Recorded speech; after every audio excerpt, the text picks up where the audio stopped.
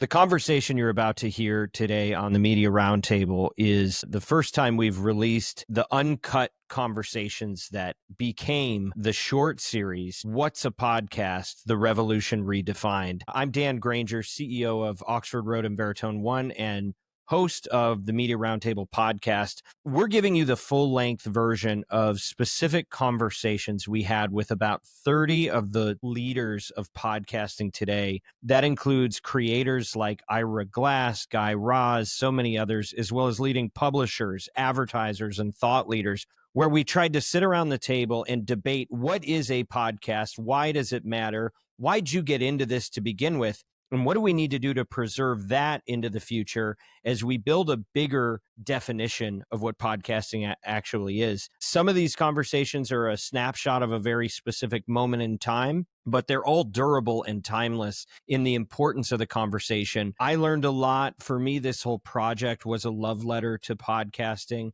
and something that is able to blend real business value with the passion that brought me and so many others into this field. And I think you're really going to enjoy it. So with that, please enjoy this next installment of the full-length interview series, What's a Podcast?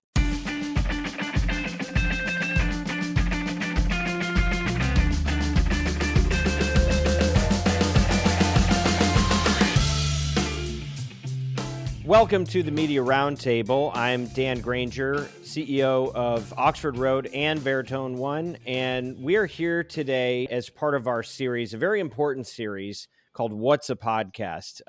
Sounds like not that big an issue. It's certainly something we used to have to tell people a lot 10 years ago, but why are we asking this question now? And does it really matter what we call this thing that so much of us spend so much of our lives engaging with? And what's changing and what are we trying to protect and preserve? There's a lot of conversations to be had, given the rate of change that's happening in the industry right now. And who could be better to join us than Bryan Barletta, founder and partner at Sounds Profitable. You all know Bryan. He's a friend of the show and one of the most vocal advocates for the space. And so, Bryan, welcome to the Media Roundtable. I say let's just get into it. I know we don't have you for long. Yeah. Look, I love the question, what's a podcast? I think that, we have so many layers, right? We have the advertising layer, we have the listener layer, we have all of us. And so, my kids asked me what my favorite TV podcast was the other day because they listen to podcasts 2 hours a day. So for them, podcast is like anything that they can listen to and enjoy, right? Anything that can have visuals but doesn't need to have it. And that's always fun on the listener side. But yeah, for me, it's audio forward, right? It is audio forward on demand content. And I love every part of it. Okay, so you said anything they can listen to and enjoy, and then you added on demand. So in your view, if we're just talking technical definition, it sounds like you're in the audio first camp. Is there anything you would say about the word forward? Because I really want to dig into your words.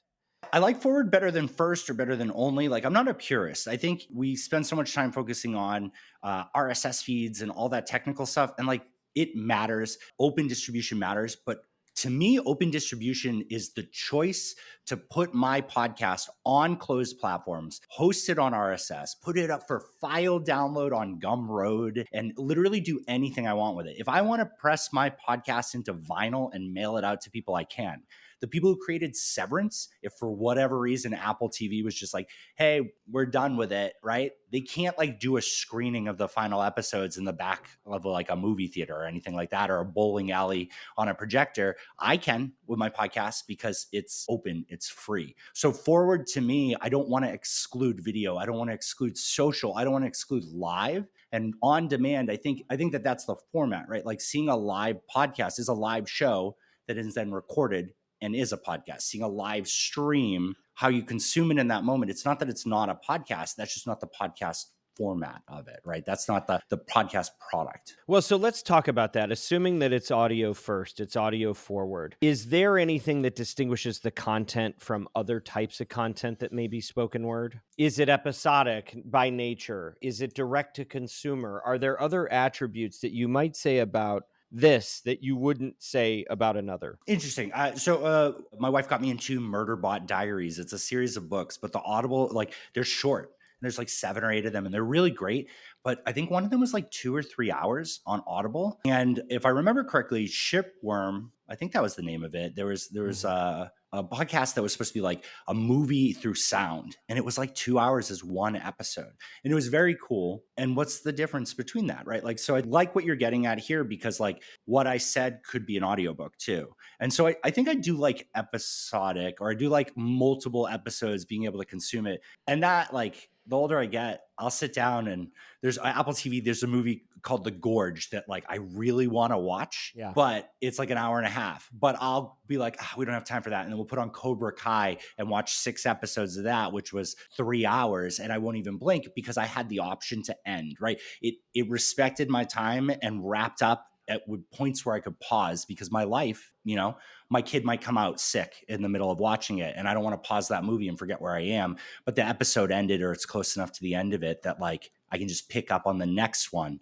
and not really miss anything. Well, and so what about the format itself? Like if you take a radio show and you distribute it through an RSS, is it a podcast? I think so. I think I'm comfortable with that. I think that the on demand nature is what shines there. I think spoken word content, like we have things on YouTube called podcasts that have existed as long as podcasting, or even longer, right? Like there are video shows that are now calling themselves podcasts because it's a popular term, and I don't think it hurts anybody. So, yeah, I think that, 6 months ago, a year ago, if I would have said, I want to create video content, you would have said, oh, you mean like a YouTuber? Today, you might say, oh, a podcaster. And Oh, if so that you feel content, like in real time that's actually shifting in people's consciousness. The way people define it in their own minds, you believe is yeah, moving more toward yeah, encompassing video, whereas it wasn't a couple years ago. I think it's the hot word, right? Like, I mean, even look at like the timeline of SNL and other things making fun of podcasting. Like, how Right. quickly did we go from Only Murders in the Building to whatever the Kristen Bell movie is, where like the podcaster is like not a dork in it. Right. Right. Like, I wanted to do a sign at one point that said "Time since last SNL joke about podcasting," because it's Yes. getting longer and longer. It does have those bad stereotypes, but so does books, and so does radio, and so does TV and film, and like they're all there everywhere. Podcasting's stuck around, so I think it's a popular word right now. Brian, the billion viewers or billion users on YouTube, do Yeah. you believe that there are a billion users of what we are defining as a podcast in this conversation? Yeah, I mean, it's like what I love about YouTube getting into podcasting is, it's, imagine if your favorite store just had a new shelf and it said that thing you love, right? Mm, Like, how many people on YouTube were doing long form content that maybe they just did some weird pan overs for like 30 to 60 seconds that would have been useless on audio, but now they've tightened it up and they just labeled themselves as a podcaster, and they get to go on that new shelf. And now they're catching a massive audience. Like, that's cool to me. Like, these people couldn't get the audience that they wanted by being competing in YouTube. So now they're in the podcast section of YouTube. They're blowing up. The top charts are with people that I've never come across. And so as long as I can turn off the audio and enjoy it, that's great. well, and so that's the distinguishing factor, and that's what I wonder if they're playing fast and loose with the term. Because as far as I know, they're not actually coming out with a definition. Is that your understanding? I'm not feeling like anybody's really gating anybody on that stuff. Yeah. I Yeah, think yeah, they're yeah. gonna let people put it out there until it causes a problem. Like on Spotify, I think there's some game streamer who is like streaming Power Wash Simulator as a podcast. And I'm like, that feels bad, right? Like, without the visual element of watching them play the game, I am Right. going to be a quarter of the enjoyment. I'm going to bounce off way earlier. I understand why they're putting that video content in the app, but I think that's fair to say. I wouldn't call that a podcast because it is not enjoyable as audio only. And do you think it actually matters what we call it? Do you think it has, particularly Oh, as not even a somebody little that's bit. well, so Yeah. let's talk.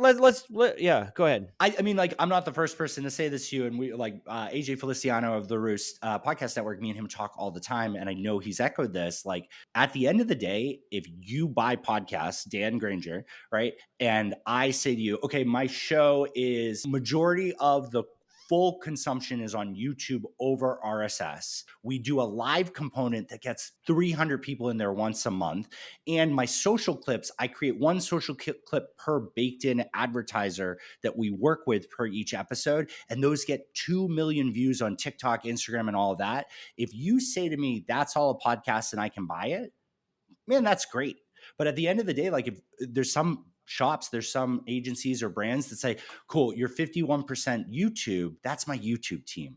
Oh, I can't touch that social. The live component is just going to have to be added value. And I think what it comes down to, the most important part is like, how can we monetize it? And ads are the strongest part of podcast monetization. Like my definition, to me right now, I want it to be a virus. The further it spreads, the more opportunity we have to pare it down. If we stop it today, we have to shape it smaller from what it is. If we let it grow, at a certain point, it's easier to kick out the things that are very clearly not it. And so I want it to spread as much as possible, but you're going to be one of those people that limit it, right? Like you're going to be one of those people who says like, I can buy that, but I can't call it a podcast. But then that's an easy way for an agency like yours to go into not just podcasts, but video, but social media, but live events, all of those things. And that's what I mean by a virus. I think it allows our expertise to spread. Yeah. By the way, that's a new positioning of the argument, and I'm aligned with a lot of what you're saying. Like, I don't think we need to be too legalistic about its application. But that being said, I guess I would think about it this way too: is the labels actually can increase monetization. I think one of the challenges is if it falls into the sea of creator content that you find on TikTok or social media. One problem is the advertiser may not know what budget to pull it from, and Yes.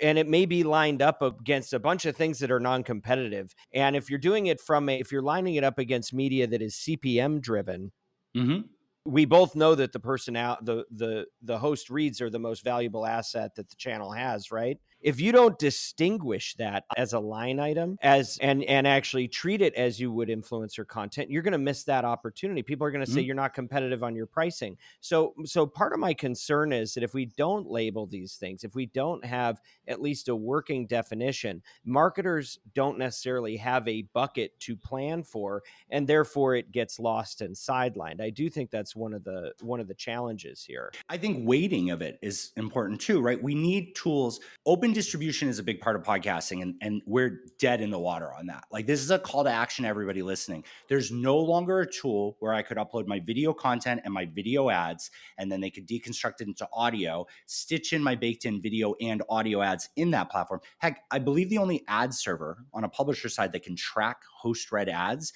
is Art19, right? Like, there's no other way to track, baked in, not host read.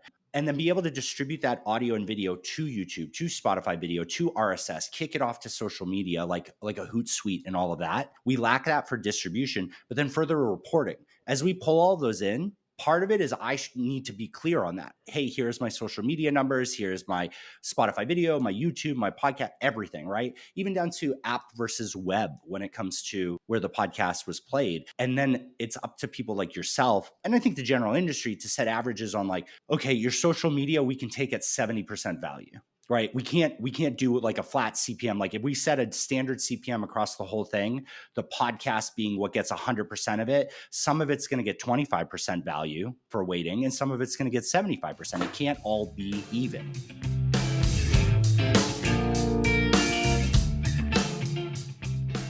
Have you ever heard of any of these companies? Shopify, Bayer, Oracle, Indeed, Masterclass, Babbel, Tommy John, LegalZoom, Constant Contact. We could go on. And we could go on so much further now that we're joining forces with our friends at Veritone One. We have created the world's largest specialist agency in audio and in podcasting. Nobody's ever done anything like this before. And it's an exciting opportunity for everybody involved. What we do at this agency is we offer comprehensive services for brands that are looking to break out and be successful in this space. We call you the chief audio officer because we believe that what you need requires real specialist work. And the way that we approach it includes proprietary methods in media planning and buying, analytics and attribution, insights. We have a proprietary process called Audiolytics, which is our trademark method for creative development that allows us to score ads for their persuasiveness. Audio isn't just the work that we do, it truly is our passion, and we aim to elevate this industry to new heights. And that's why we're the leaders in brand safety and suitability, as well as in volume in the space. We try to provide solutions that ensure that your ad buys align your values that you have as a brand with your business metrics that you need to be successful. This stuff is hard, but we're here to make it a little bit easier for you. And if you're a chief audio officer seeking best in market performance at maximum viable scale, please get in touch with us. Do the right thing. Go to oxfordroad.com. And if you're passionate about audio, if you're strategic, if you're relentless, and you're looking for a career change, consider joining our mission as an agent of influence. Send us your resume through our website, oxfordroad.com. We made it really easy to spell. Sign up for our free newsletter, The Influencer, and be sure to mention that you heard about us right here on the Media Roundtable podcast, because attribution is important. Thanks, everybody.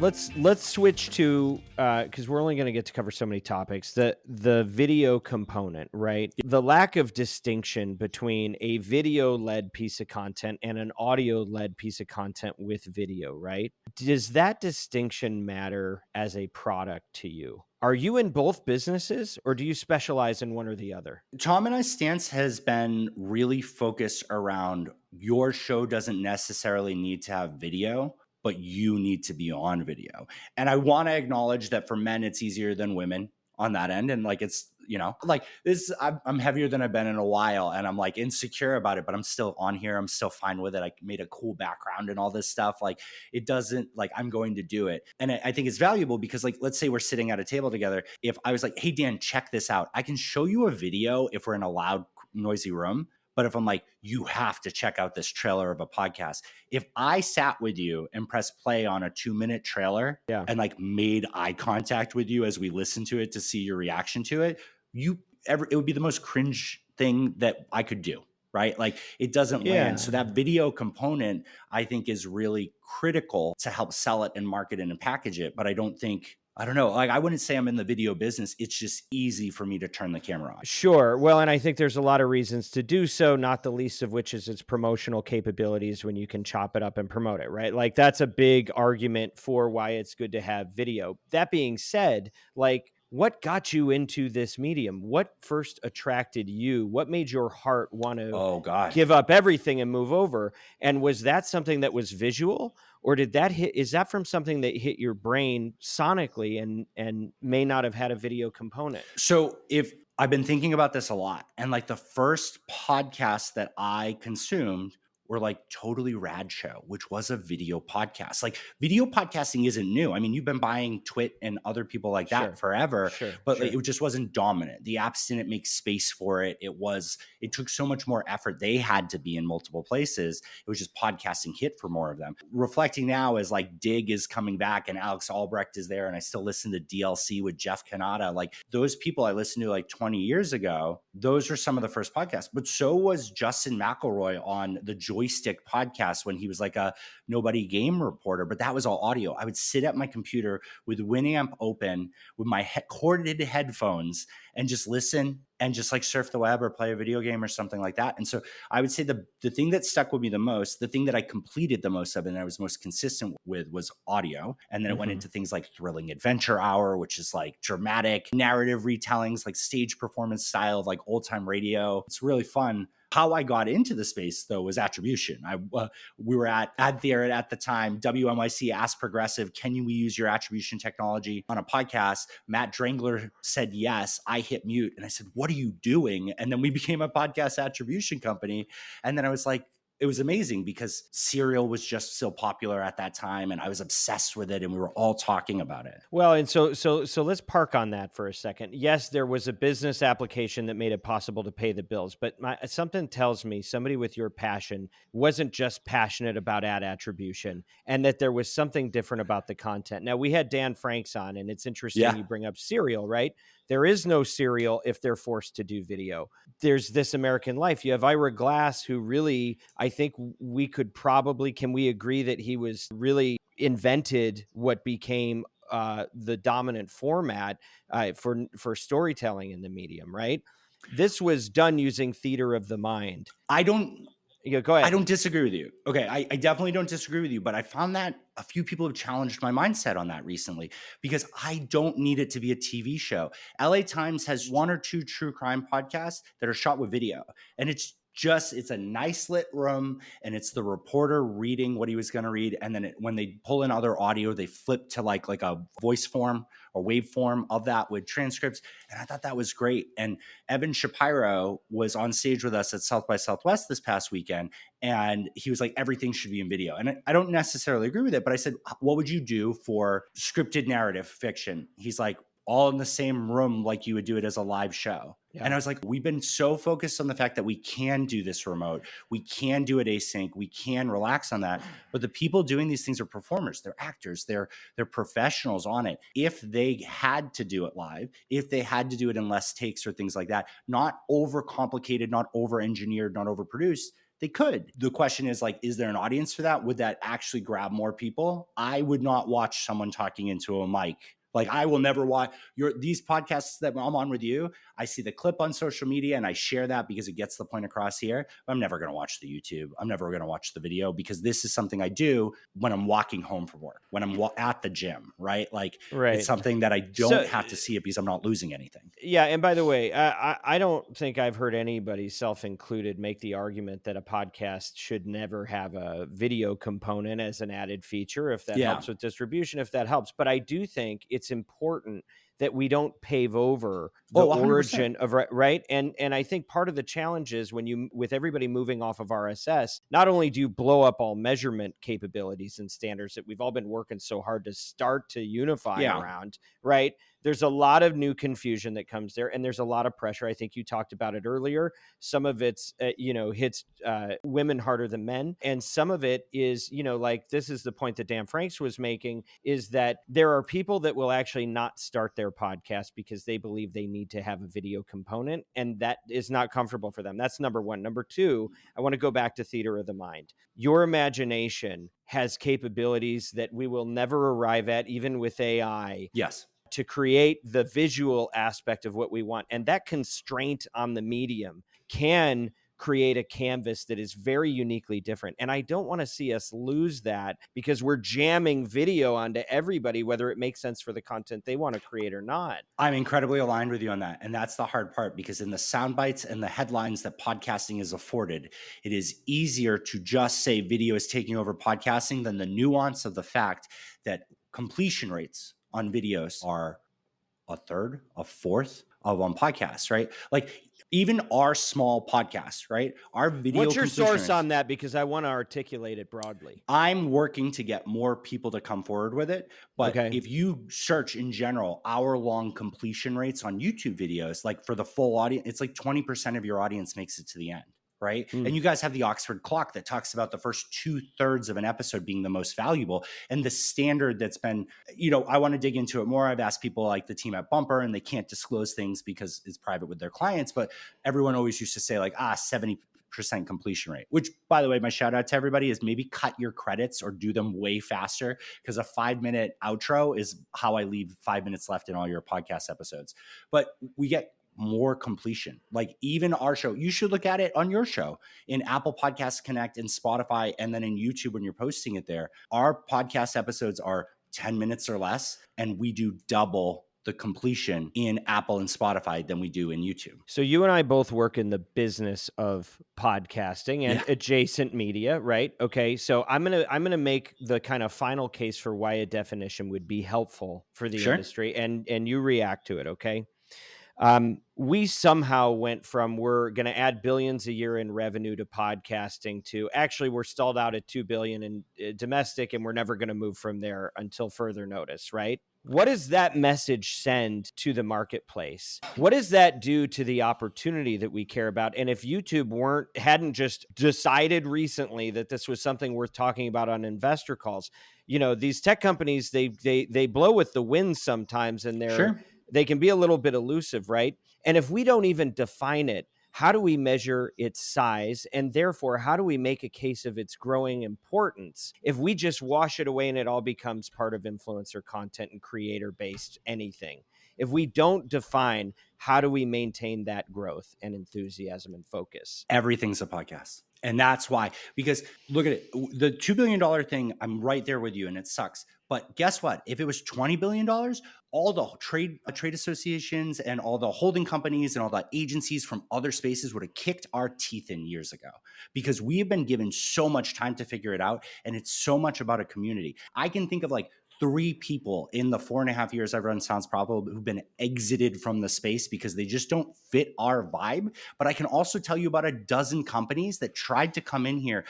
Got Oracle with Moat with their brand safety thing. They're just like, we'd love to join podcasting. When can we add our SDK into it? And I was like, Apple and Spotify are not going to add that in, guys. And they just disappeared. These are people that would have run us over and turned this into a parking lot years ago. And what we're watching now is the word podcast is eating influencer marketing alive. You go look at those people that are killing it in influencer marketing or in like influencer media in general. How many of them are podcasters now? Meghan Markle gets on stage at South by Southwest and calls herself a podcaster. That's her title. Not a duchess, not an actress, a podcaster. She's been paid for 2. She's completed 1, right?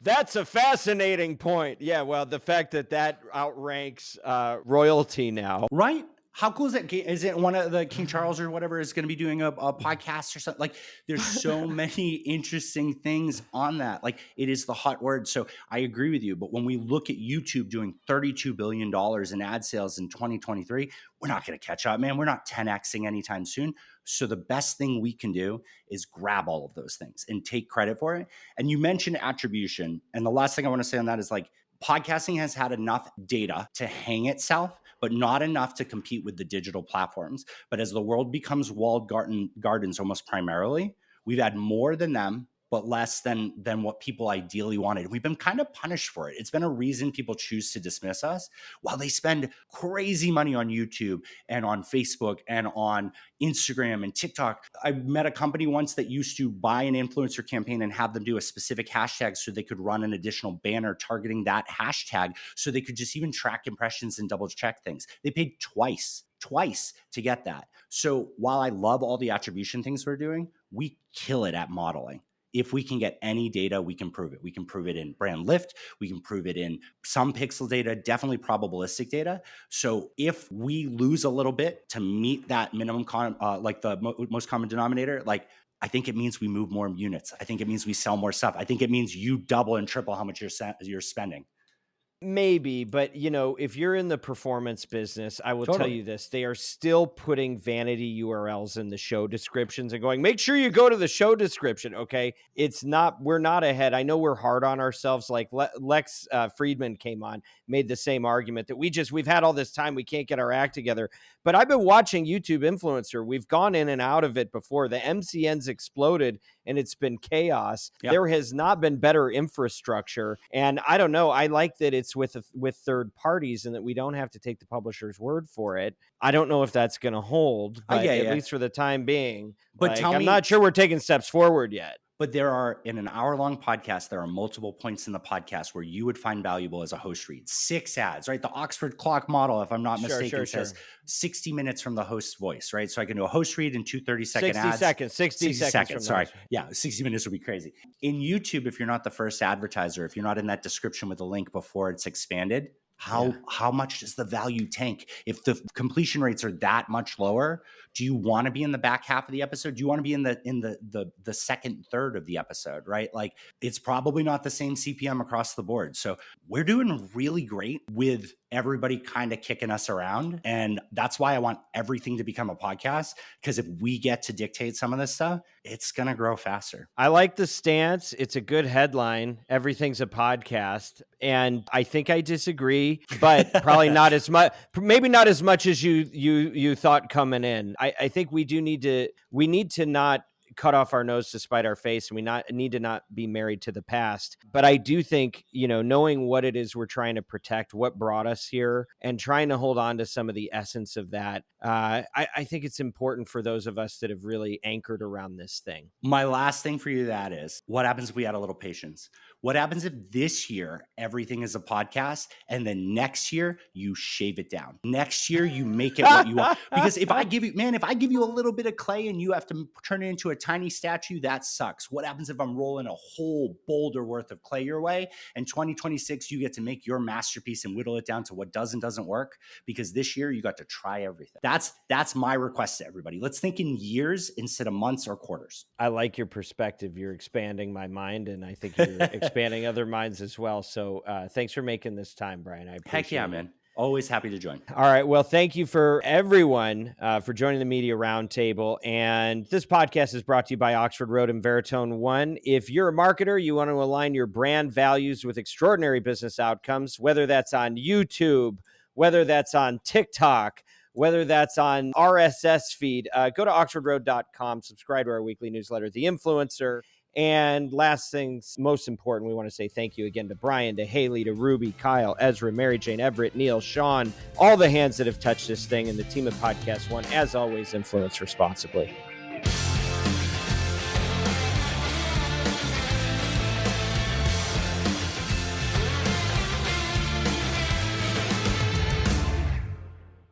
That was another conversation from our full series, What's a Podcast? And whether you're a podcaster, an advertiser, or somebody who just cares about this space, I hope this stretched you. It's certainly stretched me and is giving us a lot to think about in how we want to live going forward and protect and preserve the essence of the medium while preparing for the changes we need to make to evolve on the road ahead. If you want to hear the full limited 3-part docuseries, What's a Podcast? The Revolution Redefined, check it out wherever you listen to your shows. But if you want to go beyond that and you want to be a part of the movement that we've got here, it's not just about our defining it. It's about figuring out a path forward. Go to our link in the show description and download our free white paper, What is a Podcast? That has research from over 4,000 Americans on what consumers believe that the industry is. And make sure you sign our petition, also available in the link in the show description, to keep podcasting open. You know, this show is not just about content, learning, or entertainment. This is about having a real effect in the real world on issues that are important to all of us. We hope you'll continue to be a part of it and bring this into real life. Go to oxfordroad.com for more resources or click the links in the show description. Thanks for your time. McCrispy strips are now at McDonald's. Tender, juicy, and its own sauce. Would you look at that? Well, you can't see it, but trust me, it looks delicious. New McCrispy strips, now at McDonald's. Ba-da-ba-ba-ba.